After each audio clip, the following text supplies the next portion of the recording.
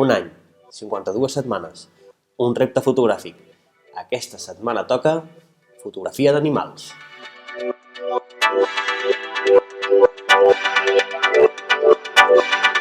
Aquesta setmana us proposo fer fotos a animals. El teu gat, el teu gos, la tortuga, el periquito, el que vulguis, però que sigui un animal. Ja hem treballat el retrat en diferents vessants, doncs crec que aquesta setmana és important treballar aquesta tècnica, aquest repte, per les dificultats que implica. Sempre és difícil fer fotos als animals perquè es mouen, perquè no ens presten atenció, i crec que està bé aquest repte per veure com ens desenvolupem davant d'aquestes dificultats. Per aquesta foto penso que és recomanable disparar en ràfega.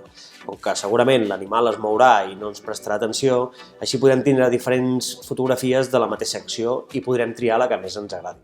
A la descripció del vídeo us deixo un article que ens explica de forma senzilla la diferència entre enfoc normal i enfoc continu. Aquesta opció a la vostra càmera té un nom diferent depenent de la marca que sigui, per això us recomano que llegiu aquest article. També us deixo una galeria d'imatges si voleu trobar inspiració. Res més, t'animo que publiquis la teva foto a la xarxa social que vulguis, amb l'etiqueta Projecte52Foto07. Dir-vos que cada cop hi ha més gent a Instagram, us animo a pujar les fotos allà. A mi em podeu trobar amb el nom de Lluís Camell i penso que Instagram també és un bon lloc per compartir aquest repte. Això és tot, dona'm suport fent un m'agrada d'aquest vídeo, vine a la comunitat de Facebook, puja les teves fotos a Instagram i passa-t'ho bé amb el Projecte 52. Ens veiem fent fotos. Adeu!